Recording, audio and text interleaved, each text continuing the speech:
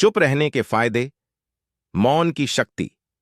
एक बार गौतम बुद्ध अपने आश्रम में अपने सभी शिष्यों को शिक्षा दे रहे थे कि दुनिया की सबसे तेज छुरी हमारी जबान है और दुनिया के सबसे खतरनाक हथियार हमारे शब्द है, जो बिना किसी का खून बहाए लोगों को अंदर ही अंदर मार सकते हैं।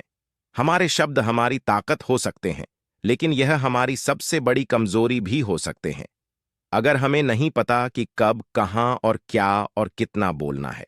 यदि हम सही समय पर सही इरादे के साथ सही शब्दों का प्रयोग करते हैं तो यह हमें एक सफल व्यक्ति बनाता है। लेकिन अगर हम सही समय पर सही इरादे से सही शब्दों का इस्तेमाल नहीं करते तो यह हमारे जीवन को नर्क से बदतर बना सकता है। तो दोस्तों, आज की स्टोरी के माध्यम से मैं आपको बताने वाला हूं कि चुप रहकर कैसे हम अपने जीवन को बदल सकते हैं। आपको चुप रहने की शक्ति का एहसास इस वीडियो में होने वाला है। वीडियो शुरू करने से पहले कमेंट बॉक्स में नमो बुद्धाय लिखकर वीडियो को लाइक जरूर करें। तो चलिए शुरू करते हैं इस कहानी को। जापान में एक बहुत ही प्रसिद्ध बौद्ध भिक्षुक रहा करते थे। उनका नाम रिसाई था। रिसाई अकेले रहते थे।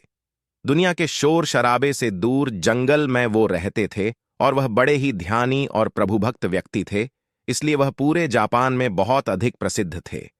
एक दिन एक राजकुमार रिसाई के पास आया और बोला, हे प्रिय भिक्षु, मैं हमेशा थका हुआ, निराश और परेशान महसूस करता हूं। मेरा मन बहुत अशांत रहता है।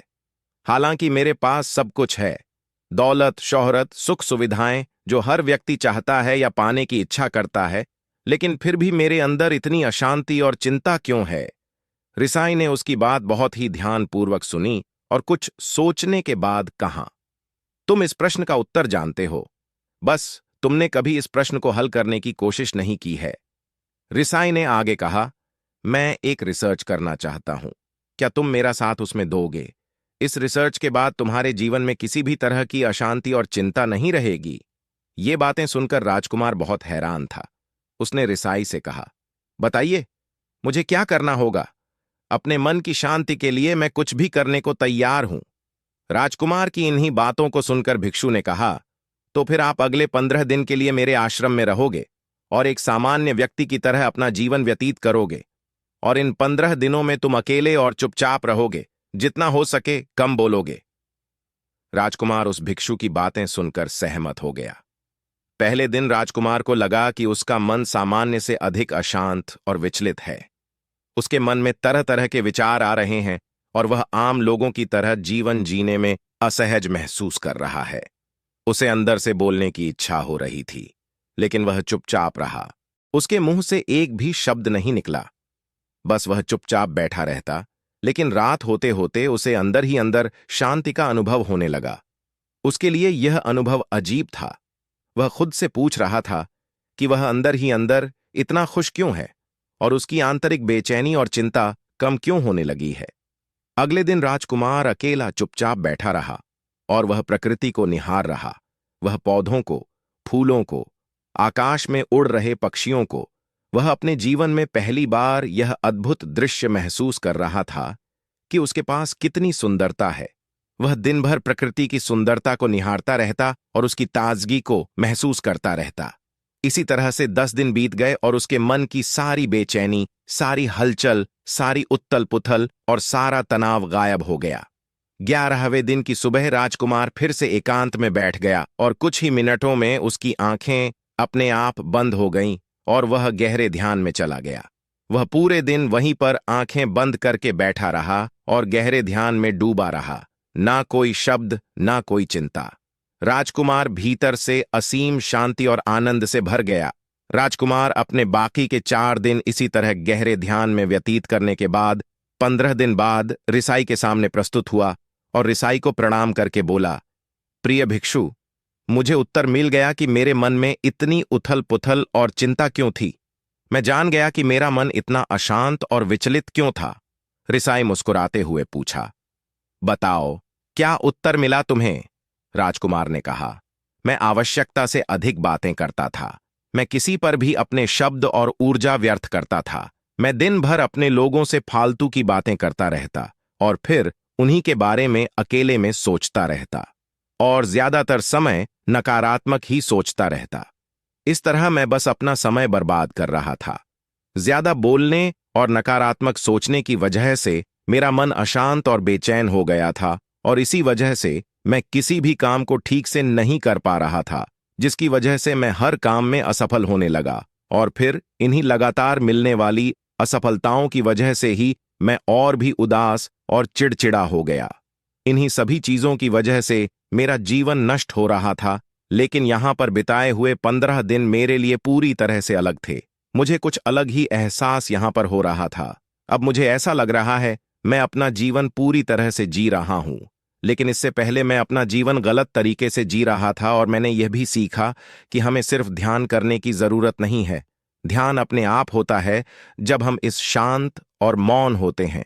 ध्यान के पिछले कुछ दिनों के दौरान मैंने जो पहली चीज सीखी वह यह है कि मनुष्य के जीवन के सबसे महत्वपूर्ण घटना स्वयं को जानना है।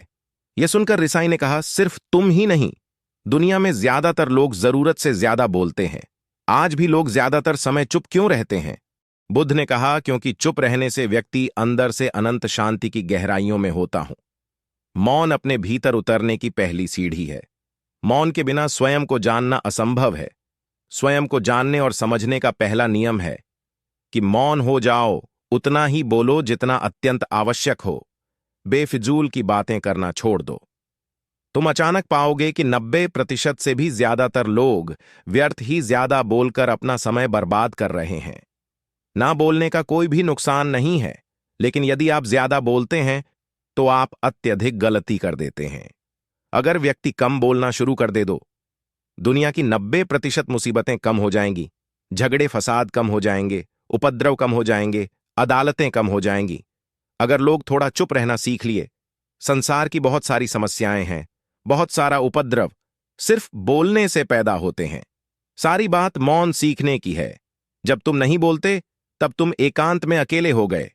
भरे बाजार में भीड़ में खड़े हो नहीं बोलते, हिमालय के शिखर में पहुंच गए। जिसने मौन की कला जान ली, वो भीड़ में भी अकेले होने की कला जान लेता है। वो अपने भीतर ही डुबकी लगाने लगता है। एकांत में तो आदमी स्वर्ग में है, दूसरे की उपस्थिति ही बेचैनी पैदा करती है। पहले तुम्हें चुप रहने की शक्ति को धारण करना होगा। इससे तुम अधिकतर ऊर्जा को बचा लोगे और फिर इस स्थिति में पहुंच जाओगे कि तुम कम बोलने लगोगे। अगर तुम किसी के यहां पर जा रहे हो और परेशान हो जाओ, तो ऐसे में उचित है कि आंखें बंद कर लो और अपने में खो जाओ। वहां से आपको ताजगी महसूस होगी, क्योंकि तुम्हारे अंदर ही जीवन का वो स्रोत छिपा हुआ है, वह किसी दूसरे में नहीं है। इसके बाद राजकुमार उस रिसाई से पूछते हैं, आखिर कौन हमें अपने अंदर तक लेकर जाएगा? ये बातें सुनकर रिसाई बुद्ध कहते हैं, तुम्हें स्वयं ही अपने अंदर उतरना होगा और वहीं से परम राज्य जीवन का आनंद ले पाओगे। आनंद का यहीं से जन्म हुआ है, यहीं से तुम मौत में डूब जाओगे। यही तुम्हारा सूरज उदय होगा और यहीं से अस्त होगा। इसी प्रकार तुम बार बार डुबकी लगाओ। जब भी तुम डुबकी लगाकर लौटोगे, वहां से तुम पाओगे फिर ताजगी भरी जीवन की नई संपदा मिलेगी। इस नई शक्ति के जन्म होने से तुम्हारी थकान गई, उदासी गई, चिंता गई।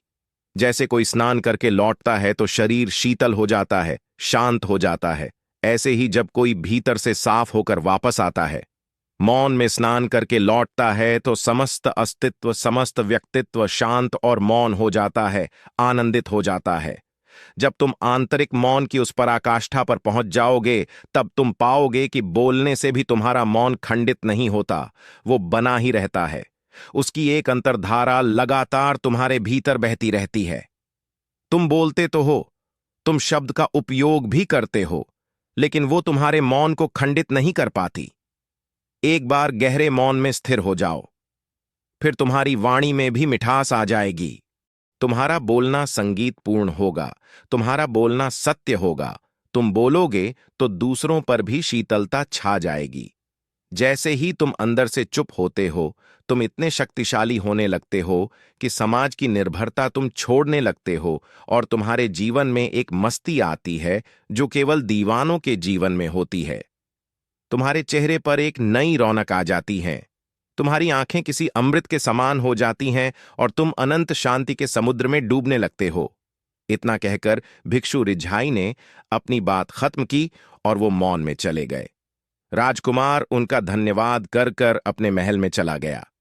दोस्तों, आपने भी अनुभव किया होगा कि बहुत ज्यादा बात करने से दिमाग अशांत हो जाता है, जिससे हम अपने दिमाग पर नियंत्रण खो देते हैं और साथ ही अपना ध्यान भी खो देते हैं। जो लोग बहुत ज्यादा बोलते हैं, उनके पास किसी एक काम पर ध्यान केंद्रित करने की काबिलियत नहीं होती। वो अपने किसी भी लक्ष्य पर पूरी तरह से केंद्रित नहीं कर पाते। अगर हमारा दिमाग एक जगह केंद्रित नहीं है, तो हम जीवन की सच्चाई नहीं समझ पाते और ना ही मनचाही सफलता कभी हासिल कर पाएंगे। इसके अलावा भी आपने देखा होगा कि जो लोग अधिक बोलते हैं, वो अक्सर लोगों के बीच हंसी का पात्र बन जाते हैं, और जो लोग कम बोलते हैं और अपनी बात पर कायम रहते हैं, उन्हें लोगों से सम्मान मिलता है, लोग उनकी बातों को सुनते हैं और उन पर भरोसा भी करते हैं। जो लोग जरूरत से अधिक बोलते हैं और अपने विचारों के बारे में पक्के नहीं होते, उनका दिमाग स्थिर और विचलित रहता है, शोर से भरा रहता है, और एक अशांत दिमाग वाला व्यक्ति जीवन में किसी भी चीज में सफल नहीं हो पाता, क्योंकि वह किसी भी काम में फोकस नहीं कर पाता। यदि किसी व्यक्ति को यह पता है कि उसे कब, कहां और क्या बोलना है, तो वह व्यक्ति सच में बहुत बुद्धिमान है, और ऐसा व्यक्ति जहां भी जाता है, उसका व्यक्तित्व आकर्षण का केंद्र बन जाता है, और वह जो कुछ भी करता है उसमें सफल अवश्य होता है। अगर हम किसी महान और सफल व्यक्ति के व्यक्तित्व को गहराई से देखें, तो पाएंगे कि वो कम बोलते हैं और कम से कम शब्दों में अपनी बात खत्म कर देते हैं। वो बोलने से पहले वो चीजों और जिसके बारे में उसे बोलना है उनके बारे में गहराई से सोचते हैं। लेकिन जो लोग बहुत ज्यादा बोलते हैं, बहुत बार वो झूठ भी बोलते हैं और अपनी बातों से दूसरों के मन और विचारों पर कचरा डालते रहते हैं। वह ज्यादातर समय दूसरों की बुराई करते रहते हैं, इसलिए उनके अपने भी उनसे नफरत करने लगते हैं और उनसे बचने की कोशिश करते हैं। हमारे भारतीय उपनिषदों में कहा गया है कि हमारे शब्द वास्तविक ब्रह्म शक्ति हैं।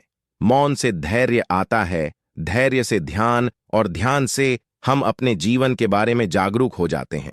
इसलिए अगर हम ज्यादा बात करते हैं, तो हम मौन को खो देते हैं, जो मन की शांति का पहला स्तंभ है। दोस्तों, आज से हम भी चुप रहने का अभ्यास अवश्य करेंगे। आज से हम भी वही बोलेंगे जो जरूरी है, और हम कोशिश करेंगे कि कम से कम शब्दों में अपनी बात खत्म करें, और हो सके तो कोशिश करेंगे कि रोज कम से कम 30 मिनट एकांत में चुपचाप बैठेंगे, और मुझे पूरा विश्वास है कि इससे हम सबके अंदर एक सकारात्मक बदलाव जरूर आएगा। इसी के साथ इस वीडियो को खत्म करते हैं। दोस्तों, उम्मीद करता हूं आपको इस कहानी से एक अच्छी सीख मिली होगी। ये कहानी आपको कैसी लगी, हमें कमेंट बॉक्स में कमेंट करके जरूर बताएं, और साथ ही इस कहानी को अपने दोस्तों के साथ जरूर शेयर करें, ताकि उन्हें भी इस कहानी से कुछ सीखने को मिल सके। धन्यवाद।